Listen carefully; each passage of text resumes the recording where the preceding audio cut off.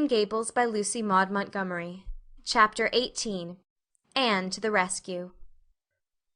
All things great are wound up with all things little. At first glance it might not seem that the decision of a certain Canadian premier to include Prince Edward Island in a political tour could have much or anything to do with the fortunes of little Anne Shirley at Green Gables. But it had. It was in January the premier came, to address his loyal supporters and such of his non-supporters as chose to be present at the monster mass meeting held in Charlottetown. Most of the Avonlea people were on the premier's side of politics. Hence, on the night of the meeting nearly all the men and a goodly proportion of the women had gone to town 30 miles away. Mrs. Rachel Lynde had gone too. Mrs. Rachel Lynde was a red-hot politician, and couldn't have believed that the political rally could be carried through without her, although she was on the opposite side of politics. So she went to town and took her husband. Thomas would be useful in looking after the horse, and Marilla Cuthbert with her. Marilla had a sneaking interest in politics herself, and as she thought it might be her only chance to see a real live premier, she promptly took it, leaving Anne and Matthew to keep house until her return the following day. Hence, while Marilla and Mrs. Rachel were enjoying themselves hugely at the mass meeting, Anne and Matthew had the cheerful kitchen at Green Gables all to themselves. A bright fire was glowing in the old-fashioned Waterloo stove, and blue-white frost crystals were shining on the window-panes. Matthew nodded over a Farmer's Advocate on the sofa, and Anne at the table studied her lessons with grim determination, despite sundry wistful glances at the clock-shelf, where lay a new book that Jane Andrews had lent her that day. Jane had assured her that it was warranted to produce any number of thrills, or words to that effect, and Anne's fingers tingled to reach out for it. But that would mean Gilbert Blythe's triumph on the morrow. Anne turned her back on the clock-shelf and tried to imagine it wasn't there. "Matthew, did you ever study geometry when you went to school?" "Well, now, no, I didn't," said Matthew, coming out of his doze with a start. "I wish you had," sighed Anne, "because then you'd be able to sympathize with me. You can't sympathize properly if you've never studied it. It is casting a cloud over my whole life. I'm such a dunce at it, Matthew." "Well, now, I dunno," said Matthew soothingly. "I guess you're all right at anything. Mr. Phillips told me last week in Blair's store at Carmody that you was the smartest scholar in school and was making rapid progress. Rapid progress was his very words. There's them as runs down Teddy Phillips and says he ain't much of a teacher, but I guess he's all right."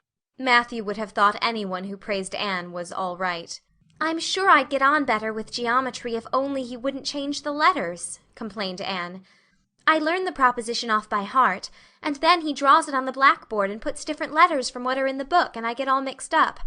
I don't think a teacher should take such a mean advantage, do you? We're studying agriculture now, and I've found out at last what makes the roads red. It's a great comfort. I wonder how Marilla and Mrs. Lynde are enjoying themselves. Mrs. Lynde says Canada is going to the dogs the way things are being run at Ottawa, and that it's an awful warning to the electors. She says if women were allowed to vote we would soon see a blessed change. What way do you vote, Matthew?" "Conservative," said Matthew promptly. To vote Conservative was part of Matthew's religion. "Then I'm Conservative too," said Anne decidedly. "I'm glad because some of the boys in school are Grits. I guess Mr. Phillips is a Grit too, because Prissy Andrews's father is one, and Ruby Gillis says that when a man is courting he always has to agree with the girl's mother in religion and her father in politics. Is that true, Matthew?" "Well, now, I dunno," said Matthew. "Did you ever go courting, Matthew?" "Well, now, no, I dunno's I ever did," said Matthew, who had certainly never thought of such a thing in his whole existence. Anne reflected with her chin in her hands. "It must be rather interesting, don't you think, Matthew? Ruby Gillis says when she grows up she's going to have ever so many bows on the string and have them all crazy about her, but I think that would be too exciting. I'd rather have just one in his right mind. But Ruby Gillis knows a great deal about such matters because she has so many big sisters. And Mrs. Lynde says the Gillis girls have gone off like hot cakes. Mr. Phillips goes up to see Prissy Andrews nearly every evening. He says it is to help her with her lessons, but Miranda Sloane is studying for Queen's too, and I should think she needed help a lot more than Prissy because she's ever so much stupider, but he never goes to help her in the evenings at all. There are a great many things in this world that I can't understand very well, Matthew," Well, now, I don't know as I comprehend them all myself. acknowledged Matthew. "Well, I suppose I must finish up my lessons. I won't allow myself to open that new book Jane lent me until I'm through. But it's a terrible temptation, Matthew. Even when I turn my back on it I can see it there just as plain. Jane said she cried herself sick over it. I love a book that makes me cry. But I think I'll carry that book into the sitting room and lock it in the jam closet and give you the key. And you must not give it to me, Matthew, until my lessons are done, not even if I implore you on my bended knees. It's all very well to say resist temptation, but it's ever so much easier to resist it if you can't get the key. And then shall I run down the cellar and get some russets, Matthew? Wouldn't you like some russets?" Well, now, I dunno but what I would, said Matthew, who never ate russets but knew Anne's weakness for them. Just as Anne emerged triumphantly from the cellar with her plateful of russets, came the sound of flying footsteps on the icy board walk outside, and the next moment the kitchen door was flung open, and in rushed Diana Barry, white-faced and breathless, with a shawl wrapped hastily around her head. Anne promptly let go of her candle and plate in her surprise, and plate, candle, and apples crashed together down the cellar ladder, and were found at the bottom embedded in melted grease the next day by Marilla, who gathered them up and thanked mercy the house hadn't been set on fire. "Whatever is the matter, Diana?" cried Anne. "Has your mother relented at last?" "Oh, Anne, do come quick," implored Diana nervously. "Minnie May is awful sick. She's got croup. Young Mary Joe says, and father and mother are away to town, and there's nobody to go for the doctor.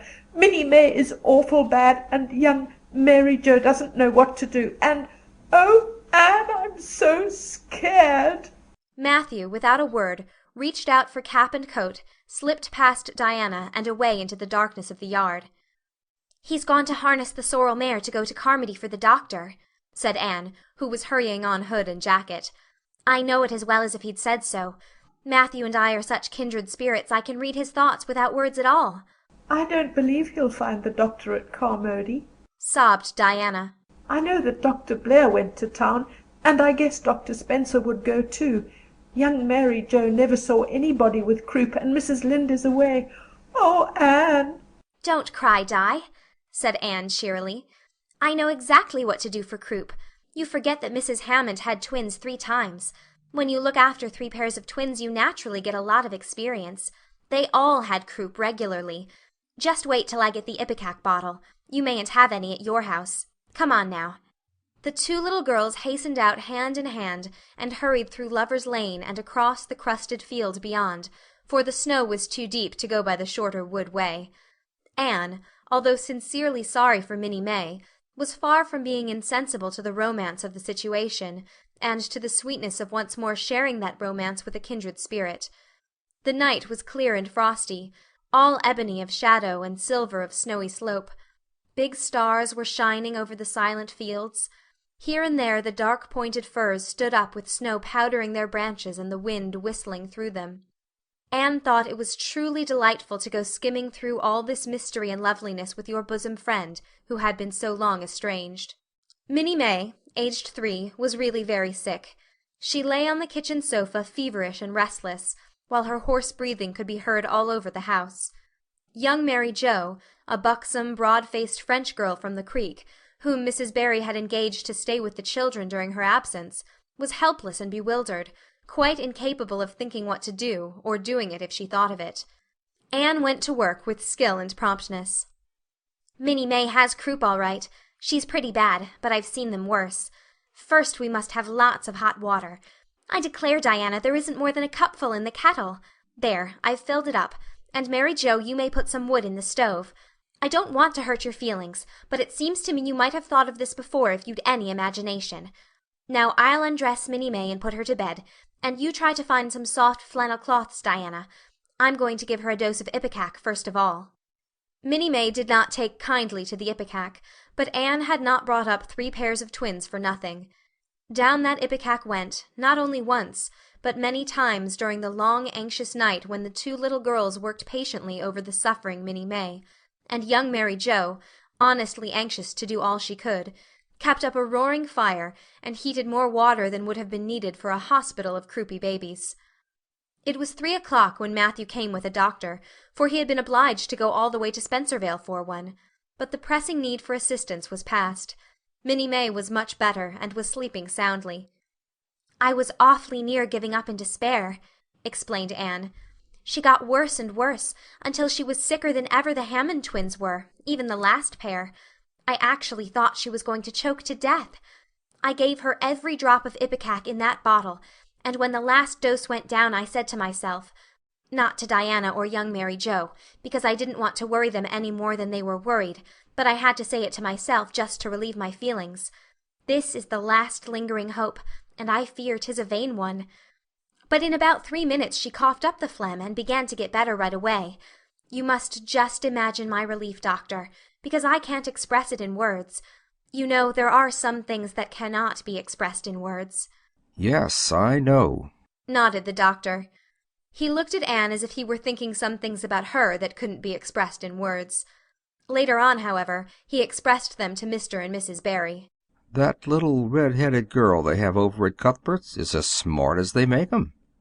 I tell you she saved that baby's life, for it would have been too late by the time I got there. She seems to have a skill and presence of mind perfectly wonderful in a child of her age.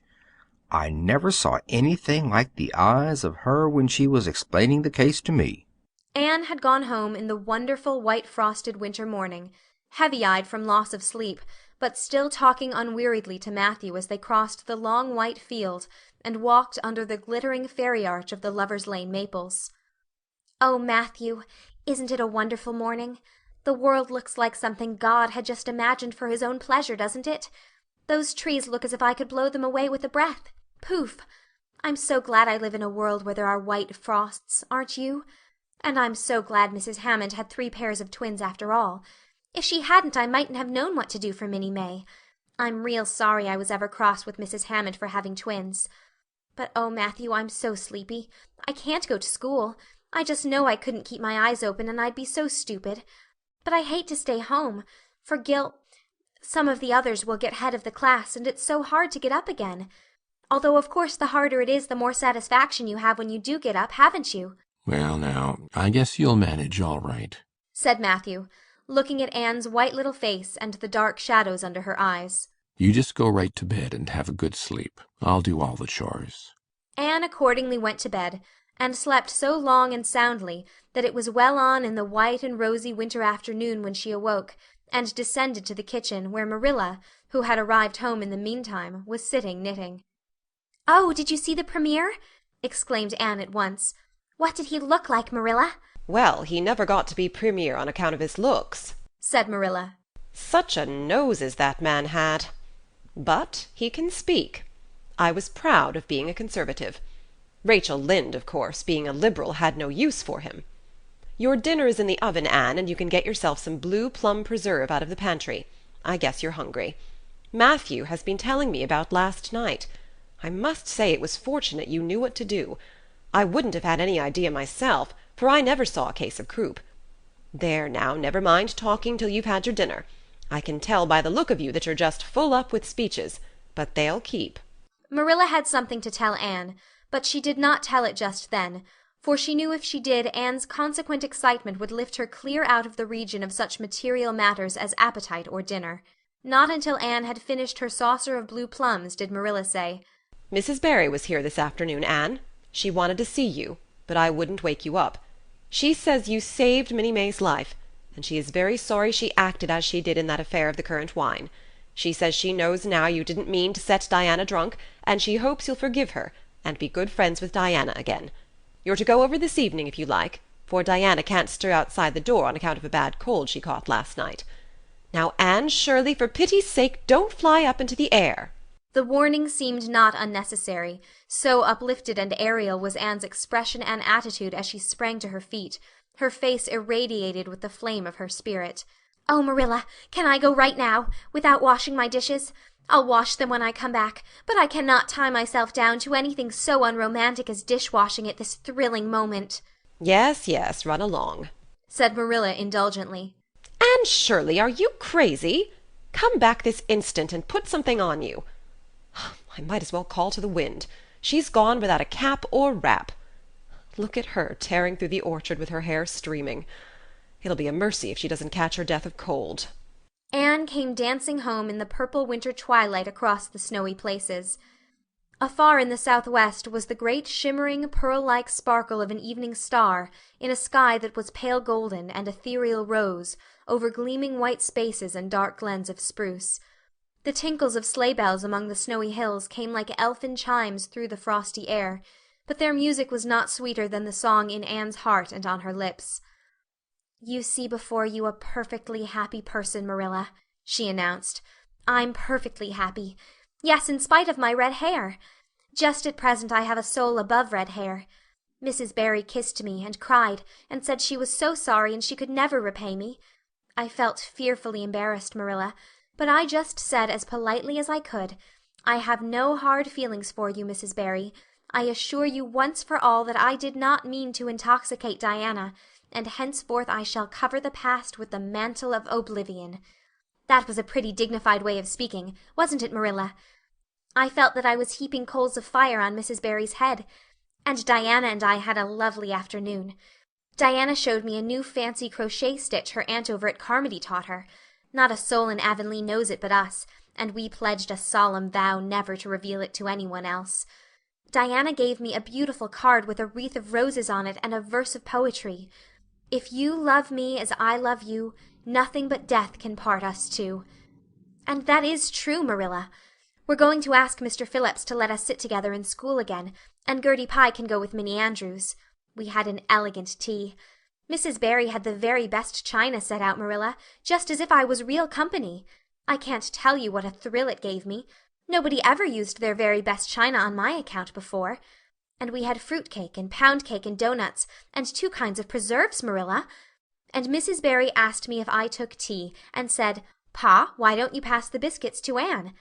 It must be lovely to be grown up, Marilla, when just being treated as if you were is so nice." "I don't know about that," said Marilla with a brief sigh. "Well, anyway, when I am grown up," said Anne decidedly, "I'm always going to talk to little girls as if they were too, and I'll never laugh when they use big words. I know from sorrowful experience how that hurts one's feelings. After tea Diana and I made taffy. The taffy wasn't very good. I suppose because neither Diana nor I had ever made any before. Diana left me to stir it while she buttered the plates, and I forgot and let it burn. And then when we set it out on the platform to cool, the cat walked over one plate, and that had to be thrown away. But the making of it was splendid fun. Then when I came home, Mrs. Barry asked me to come over as often as I could, and Diana stood at the window and threw kisses to me all the way down Lover's Lane. I assure you, Marilla, that I feel like praying tonight, and I'm going to think out a special brand new prayer in honor of the occasion. End of chapter 18.